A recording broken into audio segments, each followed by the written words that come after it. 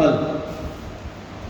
लोग बोलते हैं सिंपल थिंकिंग नहीं, simple living but high thinking, लेकिन मैं थोड़ा उल्टा चलता हूँ, simple living and simple thinking. इसका वजह मैं बताऊंगा। इसके पहले कि मैं शुरू करूँ, मुझे बहुत खुशी हो रही है इतने सारे नौजवानों को देख के, क्योंकि मैं टीचर हूँ, नौजवानों के बीच ही बिताया हूँ और अभी भी बिता रहा हूँ। जवानों के बारे में कहा जाता है, जिस ओर जवानी चलती है उस ओर जमाना चलता है, जिस ओर जवानी चलती है उस ओर जमाना चलता है। लेकिन जवान हो तो क्या हो, जवान हो तो क्या हो जिसमें जोश नहीं, जवान हो तो क्या हो जिसमें जोश नहीं, जोश हो तो क्या हो जिसमें होश नहीं। Am I right? Yes, brother. जोश के साथ होश होना जरूरी है। हम ताकत तो दिखाते हैं, एनर्जी दिखाते हैं, लेकिन एनर्जी का सही यूटिलाइजेशन कहाँ कर रहे हैं, कब कर रहे हैं, कैसे कर रहे हैं, किसके साथ कर रहे हैं, ये बहुत इंपॉर्टेंट है। करियर गाइडेंस क्यों जरूरी है, इसके बारे में मैं शुरुआत करना चाहूँगा अपने अनुभव से और दूसरों का देख के। मेरी हिंदी उतना अच्छी नहीं है, ये हिंदी मेरे लिए काले अक्षर है, इसलिए थोड़ा माफ़ करेंगे मेरे लैंग्वेज पे। मैं जब पढ़ रहा था, जब ग्रेजुएशन पे गया, तो मेरा विषय था, यहाँ कॉलेज के स्टूडेंट्स भी होंगे, मेरा विषय था पॉलिटिकल साइंस, दूसरा विषय था इंग्लिश लिटरेचर, तीसरा विषय था फिलॉसफी, दर्शन शास्त्र, और तीनों में मेरा रुचि बहुत अधिक थी। ऐसे नहीं था कि मेरे यहाँ काम है या वहाँ ज़्यादा है, तीनों में बराबर रुचि। मैं सोचता था पॉलिटिकल साइंस बहुत ज़रूरी है, आज के राजनीतिक स्थिति को समझना बहुत ज़रूरी है, ताकि हम इसके साथ तालमेल बना के आगे बढ़ सकें।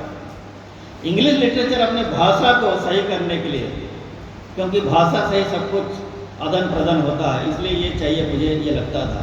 फिर दर्शन शास्त्र इसलिए जरूरी मुझे लगता था कि हमारा सोच सही होना चाहिए, हमारा विचार सही होना चाहिए। तीनों में मेरा बहुत अधिक रुचि थी। और मैं ग्रेजुएशन करने के बाद बहुत ज़्यादा कंफ्यूज हो गया, क्योंकि एक टाइम में इंग्लिश पीजी किसी भी विषय में एक टाइम में एक ही कर सकते हैं, दो नहीं कर सकते। तो मैं दर्शन शास्त्र के प्रोफेसर के पास गया, सर मैं पीजी करना चाहता हूँ, लेकिन किस में करूँगा? तो उन्होंने बोले हुजूर जी आप इंग्लिश में कर लीजिए। वो थे खुद दर्शन शास्त्र के प्रोफेसर, इंडिया लेवल के एक नंबर दर्शन शास्त्री फिलोसोफर। वो मुझे बोले, दर्शन शास्त्र के रिकमेंड नहीं किया, उन्होंने बोले इंग्लिश लिटरेचर में कर लो, और मैंने मान लिया। मैं कोई सवाल नहीं किया, क्योंकि मेरा गुरुजी बोल रहे हैं, जो मुझे बहुत अधिक चाहते थे वो बोल रहे हैं, तो मैंने कोई सवाल नहीं किया, इंग्लिश लिटरेचर में एमए एडमिशन ले लिया। इंग्लिश लिटरेचर कंप्लीट हुआ, उसके बाद मैं कुछ रोजगार की तलाश में लगा, इंदौर में कुछ प्राइवेट स्कूल में पढ़ाने लगा। उसी दौरान फिर नेट सेलेक्ट, कॉलेज के लिए नेट सेलेक्ट जरूरी है, उसकी भी तैयारी करने लगा। एक साल में कुछ नहीं हुआ, फिर मैं एमफिल ज्वाइन किया, इंग्लिश में एमफिल। पीजी के बाद एक एमफिल होता है, 1-1.5 साल के कोर्स, उसको ज्वाइन किया मैंने। करते करते, क्योंकि पीजी के बाद 2 साल लगभग हो गया था, कंपटीशन की भी तैयारी चल रही थी, स्कूल में भी पढ़ा रहा हूँ और यूनिवर्सिटी में रेगुलर क्लास भी अटेंड कर रहा हूँ, टफ टाइम। एमफिल करते करते आवेदन किया मैंने सेंट्रल स्कूल में, जब वैकेंसी निकला मुझे दिल्ली इंटरव्यू के लिए बुलाया गया। पहला इंटरव्यू, मेरा सिलेक्शन नहीं हुआ, मेरा बीएड नहीं था। बीएड होता तो शायद हो गया होता, लेकिन मेरे पास बीएड करने के लिए भी पैसा नहीं था। पिताजी को मैं समझा नहीं सकता था, ग्रामीण क्षेत्र के टीचर ज़्यादा नहीं समझ सकते, तो उनके लिए उस समय में, आज से 25-30 साल पहले ग्रेजुएशन बहुत होता था। उनका कहना था मैं पढ़ा दिया और ज़्यादा नहीं पढ़ा सकता, तो मैं अपने अर्निंग और लर्निंग के थ्रू से मैं पीजी किया। उसके बीएड करने का उसका बिल्कुल मूड नहीं है, अब मेरे पास पैसे भी नहीं है। तो मैंने फिर कॉलेज के लिए ट्राई करता गया, लेकिन फिर भी सेंट्रल स्कूल से मेरा एक इंटरव्यू का आया। पहला इंटरव्यू मेरा सिलेक्शन नहीं हुआ, मेरा बीएड नहीं था। फिर दोबारा मैंने कोशिश किया, दोबारा इंटरव्यू में कॉल लेटर आया। हम लोग मेरे ख्याल से 3 लोग अंग्रेजी में मध्य प्रदेश से बुलाया गया था, उनमें से मैं भी था। क्योंकि पीजीटी लेक्चरर के लिए बीएड में छूट दिया जाता है, आउटस्टैंडिंग कैंडिडेट के लिए छूट दिया जाता है, बाद में कर सकते हैं। इंटरव्यू हुआ, मैंने 101% सवालों का जवाब दिया। लोग 100% सवालों का जवाब देते हैं और मैं 101% सवालों का जवाब दिया। कैसे? ये इसलिए कहता हूं क्योंकि जितना पूछना था उन्होंने पूछ लिया और सारे सवालों का सही जवाब दिया मैंने। फिर उनका कहना था, भैया और भी हम दूसरे क्षेत्र से पूछ सकते हैं। मैं बोला पूछ लीजिए। जब उन्होंने दूसरे क्षेत्र से पूछा तब उसका भी सही जवाब दिया, तो मैं कहता हूँ 101% सवालों का मैं जवाब दिया।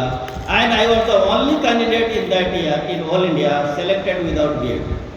बिना बीएड का मैं ऑल इंडिया एक ही कैंडिडेट था जो सिलेक्शन हुआ। ऐसा कैसे संभव हुआ? संभव इसलिए हुआ कि मैं बहुत पढ़ता था। मेरा ध्यान से पढ़ना ही पढ़ना। नौकरी करने के बाद भी 1 बजे तक मैं स्कूल में पढ़ाता था एज ए लेक्चरर। 3 बजे से यूनिवर्सिटी जाता था, 6 बजे तक क्लास, 6:30 बजे लौटता था। उसके बाद मेरा पढ़ाई शुरू होती थी। 6:30 के बाद मेरा शाम को पढ़ाई शुरू होती थी, 12-1 बजे तक कंटिन्यूस चलता था रात में। तो इस तरह से मेहनत करनी पड़ती। अब करियर गाइडेंस की तरफ आता। ये मेरा गुरु जी ने मुझे गाइड किया कि क्या करना है।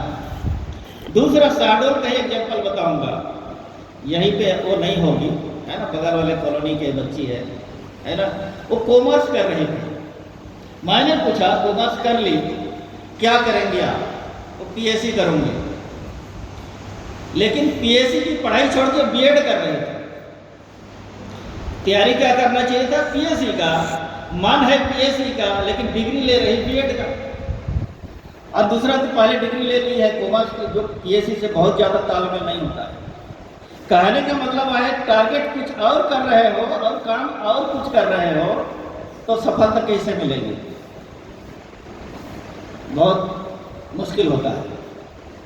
दूसरा एग्जाम्पल और बताऊंगा हमारे शहडोल का ही, इधर पांडा नगर साइड में उनके बहन होंगे, यहाँ ध्रुव एक लड़की थी, उसने कॉमर्स में एडमिशन लिया हमारे कॉलेज में, मैं गर्ल्स कॉलेज शहडोल में हूँ। मुझे पता था कि गरीब परिवार की है, कॉमर्स में बिना कोचिंग के नहीं पढ़ सकती। तो मैं बिना बोले मैं उसके घर गया, पेरेंट्स बैठे थे, वो भी बैठे थे। मैंने बताया इसने कॉमर्स में एडमिशन ले लिया, आपके पास फीस भरने की तो पैसा नहीं है, बीकॉम करेगी, ट्यूशन फीस कहाँ से भरेगी? मैंने बोला ऐसा करिए, आप इंग्लिश लिटरेचर बीए के साथ ले लीजिए एडमिशन। उन्होंने मान गई। मैं बोला मैं ही पढ़ाऊँगा इंग्लिश लिटरेचर। 3 साल मैं उनको रेगुलर पढ़ाया। जैसे उसने कंप्लीट की, अमलाई में जो आपका कॉन्वेंट स्कूल है वहाँ के सिस्टर लोग उनको पढ़ाने के लिए बुला दिया। जब पढ़ाने के लिए बुला लिया, सेल्फ कॉन्फिडेंस उसमें आ गया। सेल्फ कॉन्फिडेंस थोड़ा ज़्यादा ही आ गया, है ना। उसके बाद मैंने बोला बीएड कर लीजिए। बीएड में एंट्रेंस दी, सिलेक्शन हुआ, लेकिन थोड़ा चोट आई थी तो बीएड एडमिशन के लिए नहीं गई। उस साल उसने ड्रॉप कर दिया, 1 साल उसका बर्बाद हो गया। फिर दोबारा बीएड की की, दोबारा सिलेक्शन के लिए गई। उस समय बीएड 1 साल की जगह 2 साल हो चुका था। अब बीएड 2 साल की होती है, अभी भी 2 साल की है, अगले साल से 1 साल की होगी। तो आज उस लड़की स्टेट गवर्नमेंट में एक टीचर है, रेगुलर टीचर। थोड़ा सा मैं मार्गदर्शन किया, उसने सही लाइन पकड़ ली और आप बेरोजगार नहीं, रोजगार है। फिर उसने एमए इंग्लिश में की, मेरे बिना पूछे, कोई बात नहीं। लेकिन ऐसे अंग्रेजी का डिग्री ली जो परसेंटेज इतना काम की कोई काम का नहीं। मेरे से कुछ संपर्क की होती तो मैं बताया होता कि आपको कैसे पढ़ना है। मेरा इच्छा थी उसको कॉलेज तक ले आना, लेकिन क्योंकि मेरे संपर्क ओवर कॉन्फिडेंस में चली गई, confidence is good but over confidence is not good. फिर एग्जाम्पल बताऊंगा मैं।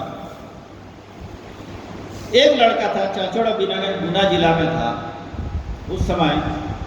एक लड़का था, पीजी कर रहा था, पीजी डिग्री ले लिया। उसके बाद मेरे पास आया, सर मैं क्या करूं, मैंने पीजी डिग्री ले ली हो, आप कॉलेज की तैयारी करो, लेक्चरर की तैयारी करो। उन्होंने बोला सर इसमें उतना आसान नहीं है, मैं ITI करता हूँ। ITI की एडमिशन लेने के लिए कोशिश किया। ITI के लिए कितनी डिग्री चाहिए, 10वीं पास या 12वीं पास।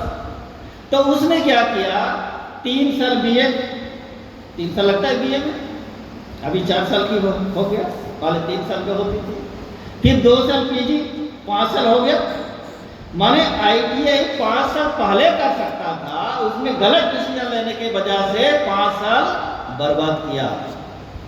और जो भी ईमानदारी से पढ़ता है, मेहनत करता है, 2 से 3 साल में लगभग एनी कंपटीशन में वो सफल हो सकता है। ईमानदारी से अगर मेहनत करता है, कोई भी प्रतियोगिता में 2 से 3 साल में वो सफलता प्राप्त कर सकता है। लेकिन उसने सिर्फ करियर गाइडेंस प्रॉपर ना मिलने के वजह से 5 साल बर्बाद किया। मैं यही गोरतरा अगर रहता हूँ, यहाँ भी एक बड़े विद्वान व्यक्ति है, लेकिन सफलता नहीं मिला। उनका भी एग्जाम्पल देता हूँ तो आपको सीख मिलेगी। उसका डिग्री क्या है, BA, MA 2 विषय में है ना, MA 2 विषय में, MBA 1 विषय, LLB काउंट कर लीजिएगा, PG 2 विषय में 4 साल, MBA 2 साल, कितना हो गया 6 साल। फिर LLB कितना साल का होता है, 4 साल, कितना साल हो गया, हाँ 10 साल। 10 साल से उसने कंपटीशन की तैयारी कर रहा है, हाथ में कुछ भी नहीं आया। उसने PSC का टारगेट बनाया कि मैं PSC करूंगा, लेकिन PSC के लिए लगभग कोई क्लास जाना नहीं पड़ती है, घर बैठे आप तैयारी कर सकते हैं। तो उसने सोचा मैं एक डिग्री ले लेता हूँ MA की। उसने ले लिया 2 साल की, कुछ नहीं हुआ। फिर एक दूसरे विषय में ले लिया, फिर PSC भी क्लियर नहीं हुआ। फिर उसने सोचा मैं MBA कर लेता हूँ, MBA 2 साल का वो कर लिया, फिर भी PSC नहीं निकला, है ना। फिर सोचा मैं LLB कर लेता हूँ, 10 साल। एक बड़े विद्वान, डिग्रीधारी विद्वान, जो हाथ में कुछ नहीं आया। कुछ विद्वान यहाँ भी होंगे, इस टाइप के विद्वान कुछ यहाँ भी होंगे, है ना। आप लोग लक्ष्य निर्धारित नहीं करते हैं, करियर गाइडेंस प्रॉपर नहीं मिलता है। मेरे पास वो लड़का एक बार बोला आप में कुछ तो गड़बड़ है, मेरे पास आना 1 हफ्ते बाद, मैं बताऊंगा। नहीं मेरे बहुत क्लियर है, मैं आप वकालत करूंगा। 10 साल पहले वकालत शुरू कर सकता था, 10 साल की क्या टाइम बर्बाद करने की जरूरत थी। तो जब करियर गाइडेंस नहीं मिलती है तो इस तरह का दुविधा आप लोगों के पास बनती है ना। करियर गाइडेंस के लिए कुछ बहुत विशेष बातें जरूरी पड़ती है ना। विशेष बातें ये होती है कि 2 चीज़ें आपको विशेषकर 10th के बाद ही डिसाइड करना चाहिए, जो नहीं करते हैं। और दूसरी बात, 12वीं के बाद तो डिसाइड हो ही जाना चाहिए। 10th के बाद नहीं हुआ तो 12वीं के बाद तो हो ही जाना चाहिए। लेकिन हमारे लोग क्या करते हैं, विशेषकर शाहडोल के, है ना। मेरा साथी कॉमर्स लिया है, BCom, मैं भी ले लिया। इसने आर्ट्स लिया है, मेरा दोस्त, ये भी ले लिया। इसने पॉलिटेक्निक में एडमिशन लिया है, मैं भी लिया। दोस्ती ज़्यादा इम्पोर्टेंट है, सब्जेक्ट एंड करियर ज़्यादा इम्पोर्टेंट नहीं है। लेकिन दोस्त कोई भी करियर नहीं बनाता है। सुन लीजिए, दोस्त हमेशा आपको साथ नहीं देते हैं। इसलिए एकला चलो रे, है ना। अपना टारगेट बनाइए, कोई चले या ना चले, मैं चलो, समझ गए। कोई चले या ना चले, मैं चलो। और क्या करना चाहिए, सेल्फ एनालिसिस, आत्मविश्लेषण। दूसरा जॉब एनालिसिस, नौकरी का विश्लेषण। सेल्फ एनालिसिस से क्या होगा कि मैं कौन हूं, मेरे पास क्षमता क्या है, मैं क्या कर सकता हूं और क्या नहीं कर सकता हूं। What are my strength and what are my weaknesses. मेरे पास स्ट्रेंथ पॉइंट क्या है और वीकनेसेस क्या है। हमें अपना पेट भर रहे हैं, इसलिए आपको ध्यान देना है कि देश सेवा किसी भी फील्ड में जाके ईमानदारी से करते हैं तो देश सेवा हो सकता है। आप थोड़ा बहुत मैं बताऊंगा मैं कैसे पढ़ता था, मैं कैसे पढ़ा, थोड़ा सा इंट्रोडक्शन मैं दिया।